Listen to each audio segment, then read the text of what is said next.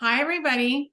So this is part 3 of We Are Not on Earth, and we're going through the Ascension process, and we're going to talk about what the Ascension process actually is so that we can start to apply that knowledge.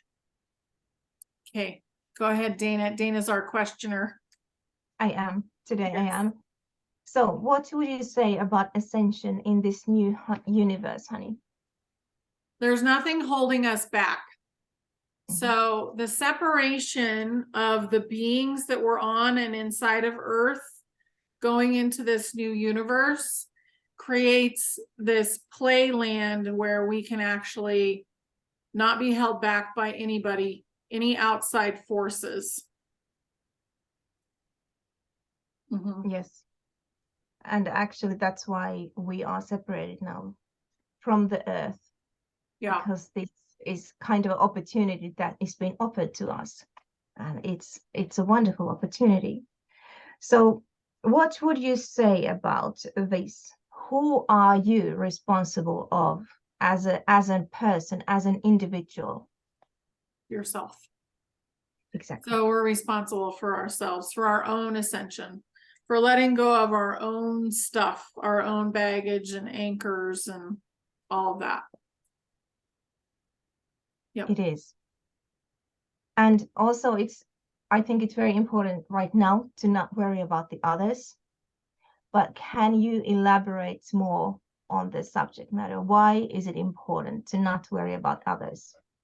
Because then you're attaching yourself to them. So you're creating an attachment and you're thinking that you have to carry them along, when actually you're not doing them a favor by doing that. Because we all came here to learn how to ascend and to learn how to do it in a body, because we've all ascended before. We've all come out of a body and ascended and gone into a different kind of density because we're big beings. And that's why we're here. We're here to help raise the consciousness, but you can't do that if you're anchoring yourself. Exactly. Yeah. And also you cannot even manifest for others either. Whatever the kind of energy you create, it is mirroring back to you always. So in the end, it's only you are responsible of.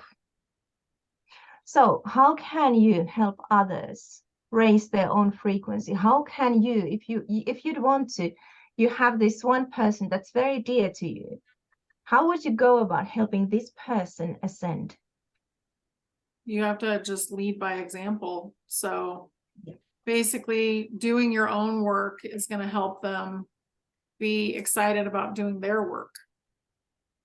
Exactly. Yep. There's residual to that, because if you're in a happy place, making it simplified, if you're in a happy place, what your frequency goes off, they will pick up on, as long as you can, and you've let go of any of that attachment to them, even though you feel like you have to help carry them and whatever. No, you just need to worry about you, and your vibration as it rises up will lift, tighten up timelines. They will pull from that subconsciously as they need, and you'll find that they'll meet you there. And all of a sudden, just over time, that you're with them, they'll meet you there with that, and it's you that is doing it. As long as you stay true to yourself, the higher you go, the more that you are grateful, the more the people around you beam out beyond and further, influencing them on that level. Who could be mean around you when you're so joyful? True. Right. You're not attracting it. So, right. And we're influencing so many more people. The last person that I was talking to about this, they asked me, am I still influencing 500,000 people with my joy?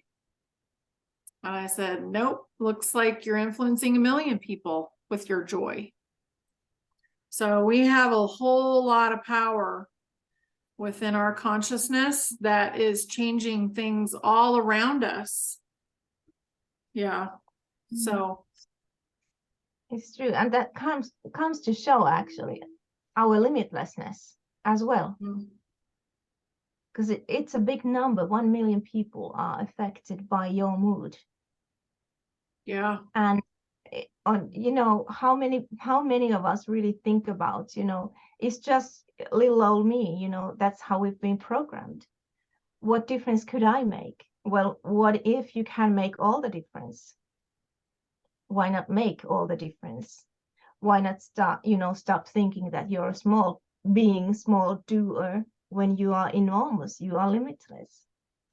I get the image of an ant bed with that queen bee, but we're not talking about the sex of it. It just it's you. You're the queen bee walking through them. We can always see them meandering through the ant bed. When you see the queen, I mean queen bee, but the queen ant, whatever it is, yeah, walking through there, and they're all, you know, but you see her. That's what you're like. That's what the universe sees when you go into a restaurant and you're beaming out. You're affecting all those people around you. And you probably catch people that looking at you for whatever reason. They're drawn over to look at you, you know, and some of them look away real quick because of the oddity of it, but some will just don't. And those continue like, oh wow, I'm trying to eat. But you know, it's the same thing. Notice those things. Yeah. Not that you've got something hanging out of your nose. It's the aura that you have about your energy that's pulling that. Exactly. So Steph is going to bring up the Schumann resonance, because that's another thing that is a little different right now. So because we're in a different realm, what does the Schumann resonance actually mean? Well, it's changed. It's not, since we're away from Earth, it's not going to be a reflection of the Earth's heartbeat. Mm-mm. So now the Schumann resonance will be us and how we are affecting our realm. And so another task for us is to start, you know, think about this, you know, bringing up the joy level, bringing up the vibration to affect the Schumann resonance, and, you know, use that kind of as a guide to make improvements as well. Exactly. Yeah. That's awesome. Now, if we think about us, I would describe as the awakened ones, if we talk about this in truther terms. What about the non-awakened? Would you go about and talk about ascension to those who are still sleepers? No. I And would. why? Because you're going to be pushing them too far. Yeah. So they have to, you know, come to it. One thing about the timelines right now, and Rex should go ahead and jump in here, is everybody's got a shock coming. So it's going to happen in all different ways. What are the shocks that are going to break us loose, right, from what we've been thinking about, and make us let go of these attachments? For most of us, not being on Earth, that was a pretty big shakeup for us, right? But Yep. It's going to be other things for other people, and we have to just. How long do you see how long it takes when you have? I don't know if we can say that word, No. but they've been putting those a lot out there. And what's the reality of those? We've almost to the point where people are not even shocked by that anymore, and it's just placated to the fact that you don't even hear about it in the standing in line at the store. We're used to, it was a big deal. Oh my, you know, now, and that was making it softer, but that's not getting anywhere. So pulling the timeline closer means the bump is a little higher to get over, but that's what we need to do. And we're all going to have it, because we may be awake and think that what could possibly, we've been shocked so much in our awakening over the years, because it's been years for us on here right now anyway. So, what else could shock us? Well, there's going to be something that will, even though it may not take us long to rebound, maybe go, oh, wow, and sit with it for maybe a day or 6 hours or so, where other people may lose their mind over it. There's the difference in that. But we're going to have one. I mean, something's going to be an awestruck for all of us. It's in some way. And just be ready for that. And it's okay. and take as long as you need to go, wow, okay, some are going to go, wow, can you, but it's going to need an outlet to talk about that also. That's going to be necessary for everybody about it, anyway. Yeah. And there's a lot of different groups of people. If you think about, groups of where are they at in their process, their awakening process, there's going to be a shock for everybody. Just like what happened with the news about the separation was put out there, and a lot of people didn't have the fill-in to understand that. And so, that's where that unsettledness goes. That's the same as if you're trying to talk to someone in your family that's not, and pick them up right here without going back to the history of religion to help explain, who's got time for that at this point? So it's like, there are groups that are going to be affected differently. Exactly what Honey was saying about you may need to listen to the information more than once to fully grasp it, because it does have to sink in, right? And like work through in your brain and in your body to what it feels like for you, because it is a big thing. I mean, but it's not. And the other things that are happening in the world, do they really matter? The politics. The politics part is really, if you turned off your TV today, your life wouldn't change tomorrow, in the sense that that's affecting you, unless you're helping manifest it by watching it and prolonging the timeline with those little events that were originally in place to try to wake people up, but it's elongated to the point where there's, there was bank failure, but yet there's going to be tomorrow afternoon, there's but we caught it in time. Okay. So there's how intentionally there was bank failure going to be just hit the ground. Now it has little catch-alls underneath it, which just make us not take it seriously. So it just continues to be pulled out. Well, get ready, because there's some things coming that aren't going to be able to have that. And this was one of them. We're trying to help be the catch-all for this, but it's more or less education to get from point A to C, because you got to C without the B. Yeah. So we're being the bridge between the information. Yeah. And that's what we're here to do, and explain things. Yeah. You mentioned earlier attachments. What are the attachments? What does it mean? And why is it important to drop them? So attachments are like an energetic cord that you attach, or someone attaches to you. So we have attached an energetic cord to Mother Earth. We attach them to our family members.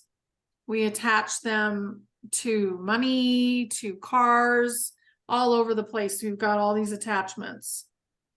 And they're a drain. They drain your energy. So it's time to unattach from all of it and let it do what it wants to do, and you pop up. Because they're also like an anchor. Yeah. How would you give advice? How do you drop attachments? How do you cut them? Why you're afraid to not have that thing.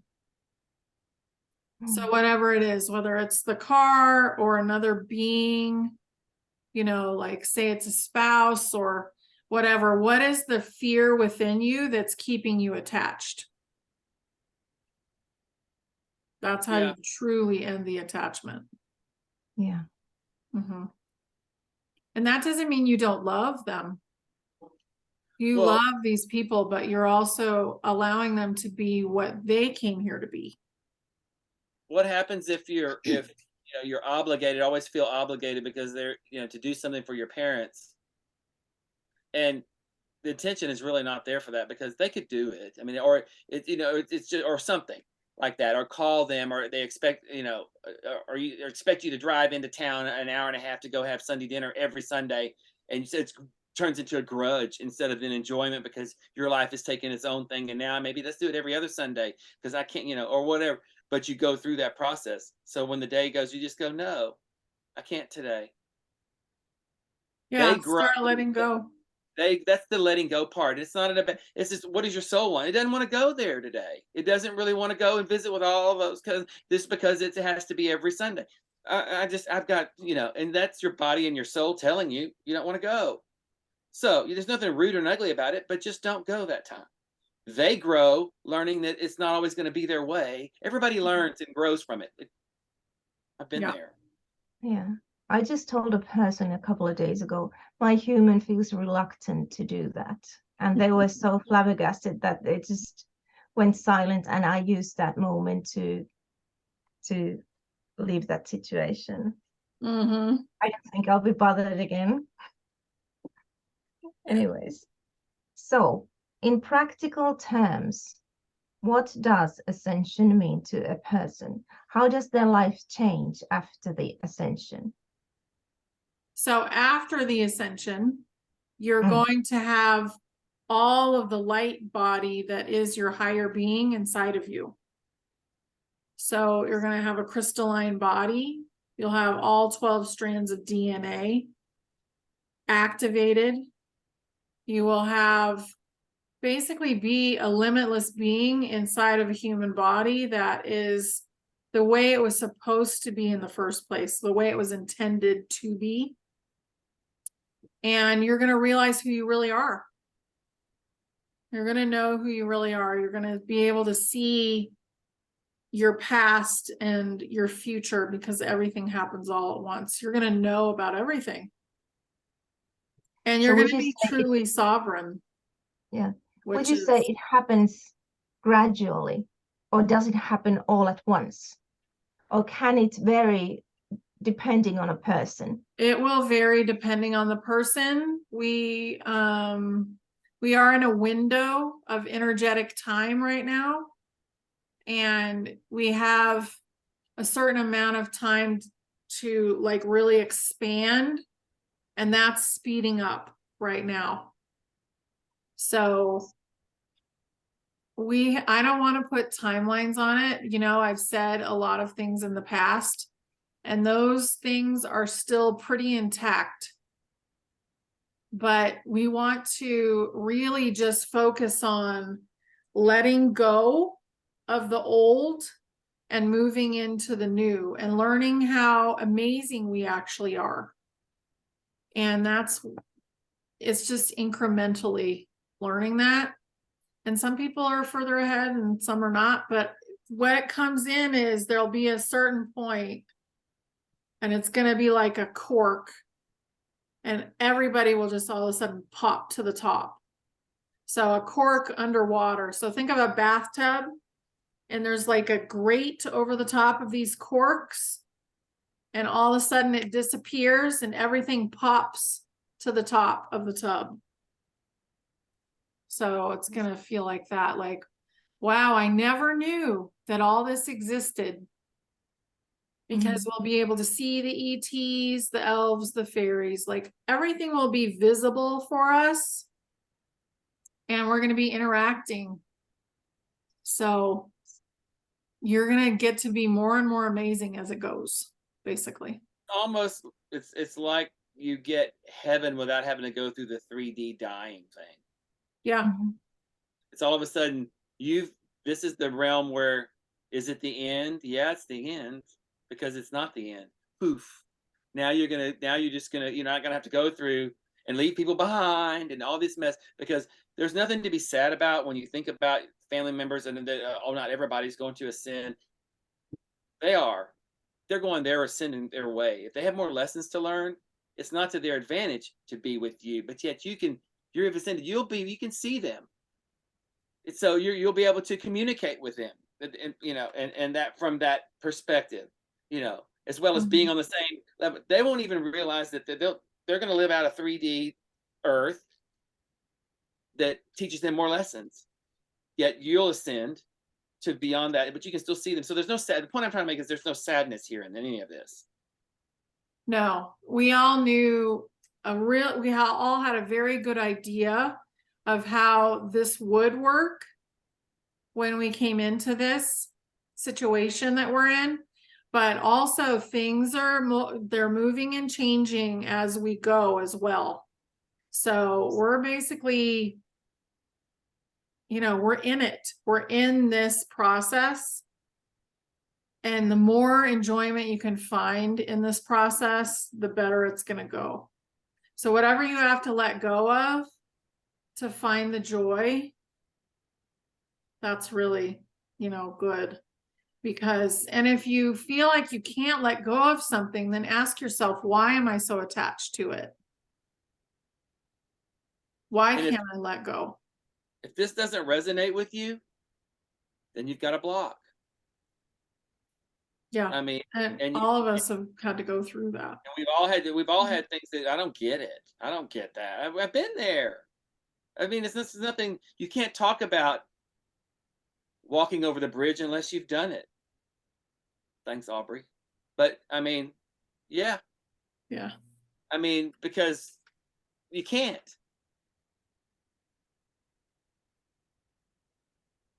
What else, Dana? Yeah, actually, you already answered 2 of my questions. Oh, okay. I was going to ask you, what advice would you give to people for ascension, and how could they rise their frequencies? And you mentioned basically walk in joy. Is there something else you could give to people advice? Just keep thinking about what is holding me back. What ideas that I have are keeping me small, because you're not small. And that was a lie that was fed to us that we can disconnect from now. So all of you guys are amazing. So try and remember that as you walk through your day, and think about the things that might be holding you back. And how can I resolve that and let go of it? Yeah. Mm-hmm. Beautifully said. Okay. I think this concludes the questions of the 3rd video. Okay, perfect. So I'm going to show the pictures again for people, just so that we can go through that one more time. And we'll put those videos below. But basically, Mother Earth is a toroidal field. She has within her a crystal, and inside of that crystal lives an amazing being. That being is a different being than we started with when we were born.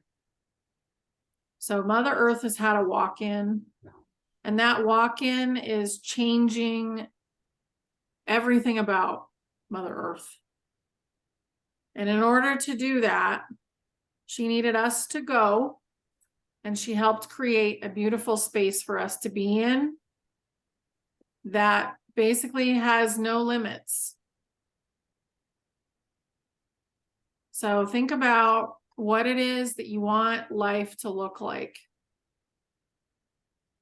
and start to feel into that. But yeah. I think we haven't addressed one very important question. What do you get? Do you think we will meet with the Mother Earth again? I do get that on the current timeline, we will meet with Mother Earth again. Yep. This is a growth period. Yeah. So really utilize it, because it's basically limitless. We can do what we need to do here, and we're not held back by anyone. Yeah. So take this time to really work it. What do you think? Considering we can create everything and anything we want, do you think we will want to return back to Mother Earth? I feel like we have a kinship with Mother Earth, and I do feel like we are going to go back, but that is a thing that we have to decide at the time. Mm-hmm. So we'll have to decide at the time, is that where we want to be? Yep. Interesting times ahead. Very interesting times. So anyway, take care of yourselves, everybody. And we love you. And we're very happy that you were here with us to go through this process. Yes. Okay. Thank you, everyone. Bye.